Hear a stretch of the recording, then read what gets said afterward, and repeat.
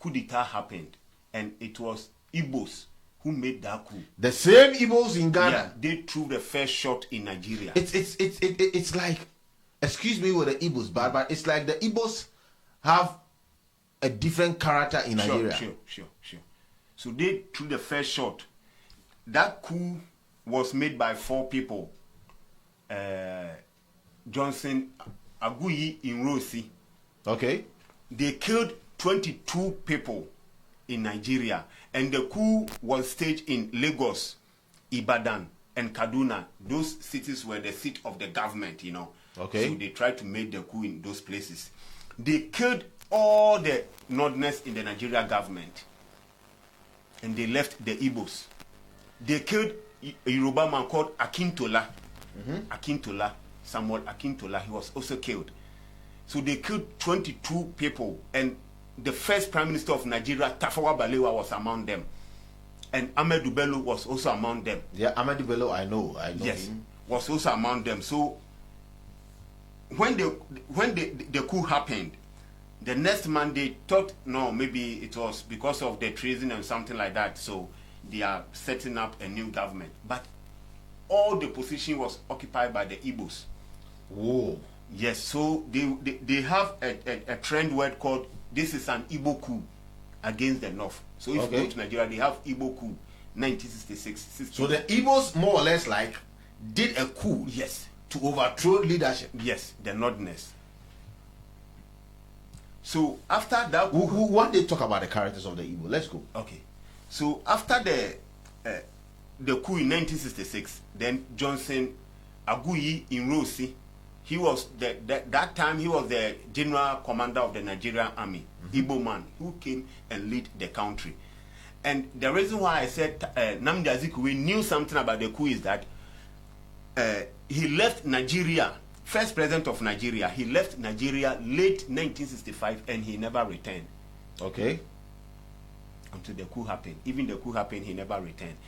And he was an Igbo. But the Northerners, they never tell them anything. And they killed all of them. You understand? Okay. So Nnamdi Azikiwe never returned to Nigeria again. So when Inrosi Johnson Aguiyi Inrosi became the head, then another Northerner from the Nigeria army, they were not happy that the Igbos have killed all the Northerners, the liberators, Tafawa Balewa, Ahmedu Bello, and the rest of them. And another man called Festus. You understand? Okay. So they also made a coup in July. A counter coup. A counter coup in July 1966. Yakubu Gowon. So when he made that coup, he also killed the Igbo leader, Johnson Aguiyi Inrosi. He killed him. So when he killed him, he stayed in power from 1966 to 1975. So when he killed him in 1966, 1967, 4th January, they had the Agri Accord, Ghana. Okay, so the Nigerians came down? Yes, Nigeria army. That time, the Igbos were led by Emeka Ojukwu and Efien.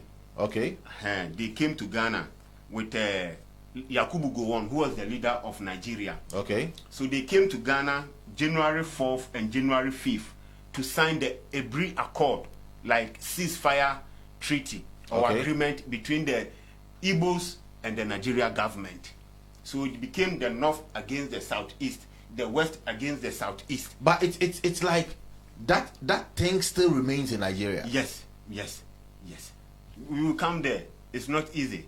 So when Yakubu Gowon made the coup and they met in Ebri 4th to 5th January, Ankara was the chairman of the Ebri Accord. General Ankara.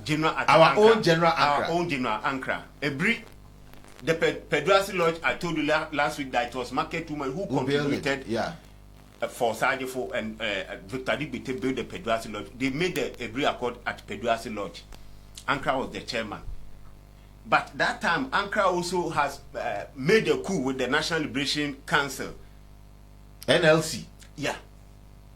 So when they made that coup, Ankara was not stable in office because it was 66 and 1 year. And they also had information from Radio Conakry. Okay. That was the Chinese people and the Russians are financing Osajifo with heavy weapons to stage a comeback. Cool, yeah. Yeah.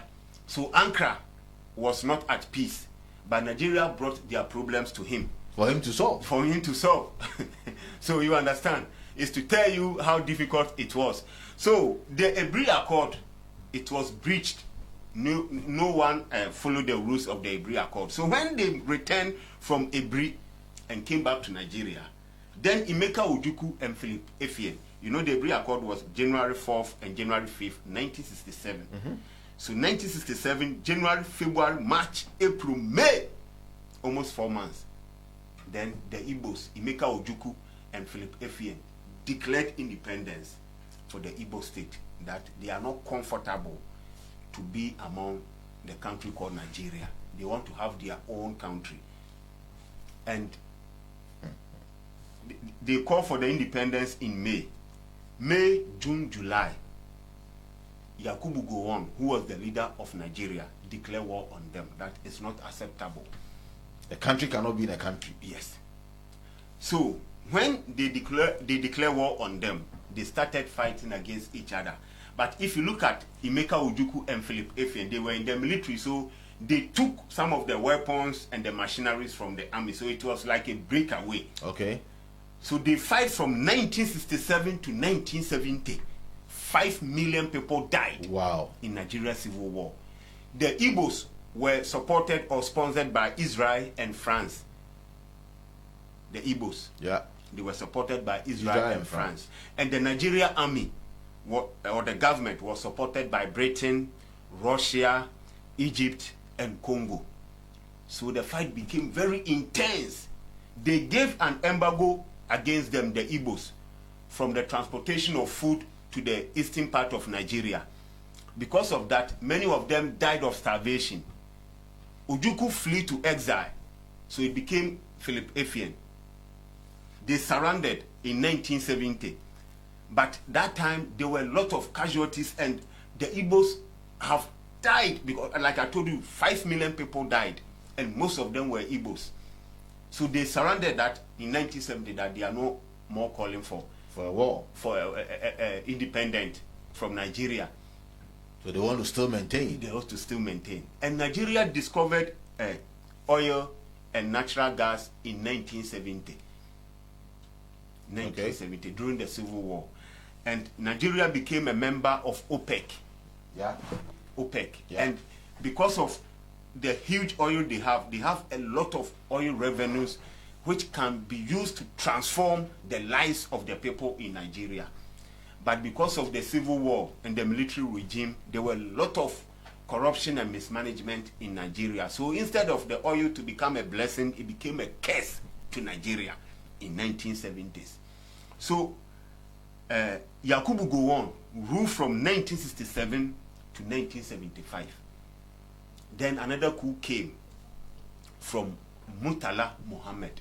Okay. And Olusegun Obasanjo. Okay. And Omar Yaradua. Okay. They were also in the military. They made a coup and they formed like 3 government system that Murtala Mohammed will be the leader. Murtala Mohammed. Yes, he's named after their first airport, Lagos International Airport. Yeah, that is what I wanted. He was the only person with Olusegun Obasanjo who were having Nigeria at heart. They were having genuine love for Nigeria. But when I finish the history, you understand that. Good to know it well. So, Murtala Mohammed became the leader in 1975. But 1975, the Lagos Treaty was issued, which is called ECOWAS. Okay. So, a military leader who established the ECOWAS in Nigeria, Lagos. It's called Lagos Treaty in 1975. And the military leader, Yakubu Gowon, became the leader of ECOWAS. But today, ECOWAS, they don't accept military leaders, no, you know? Don't. They don't. And they are always quiet when the civilian government also use pen to rob the people by changing the constitution. They'll tell it is democracy in as much as people have accepted. But they use pen. In Guinea, Alpha Condé changed the constitution. Yeah. In Burkina Faso, Blaise Compaoré changed constitution. In how do you call it? Togo, Foreign Assembly has changed the constitution. Yeah. In Cameroon, they have the same problem. Yes, Paul Biya, even in Gabon, Ali Bongo also changed the constitution. In Niger, constitution was changed. But all these countries are part of ECOWAS. So if you want to create a stable democratic leaders in Africa, why don't you voice out when people also use pen to rob the system? Because it is because of what, like they are behaving as if they don't know all these things which is going on in the ECOWAS. That is African leadership, you know, Scarecrow. But if then you don't have to question when the military intervene, because this leader who formed Yakubu Gowon, he's the one who formed the ECOWAS, but he was a military leader. And when he formed the ECOWAS in May, 1 month, he was overthrown by Murtala Mohammed, Olusegun Obasanjo, Omar Yar'Adua. So the three of them came together, yes, planned the coup, and overthrew Yakubu, because he ruled from 1966 to 1975. Hey, in those days? Yeah, I can say that he's Nigeria's longest serving president, if I may be right. Yeah, sure. Yeah. Looking at things, 66, 75. Yeah. That is about 11 years. Yeah, so Murtala Mohammed is chasing... who brought relief to the ordinary people of Nigeria, or to the citizens of Nigeria. He brought a lot of reforms to sack all the, like the late generals, the grown-up ones. He brought something called Operation Deadwood to sack all the old people from the army and the civil service. Okay. Yeah, so that they will bring new one, fresh faces, and Nigeria will be fresh faces, fresh strength. Yeah. So he tries that, and also try to make reforms so that they can hand over power to a civilian rule immediately. But unfortunately for him, in 1976 February, another coup happened. 75 coup happened, and the 76 coup happened. But has there even been any African leader who has successfully done a coup and handed over to a civilian government and sat back without coming in again? It was Olusegun Obasanjo who did that. Okay. So, but later he became president, right? Yes.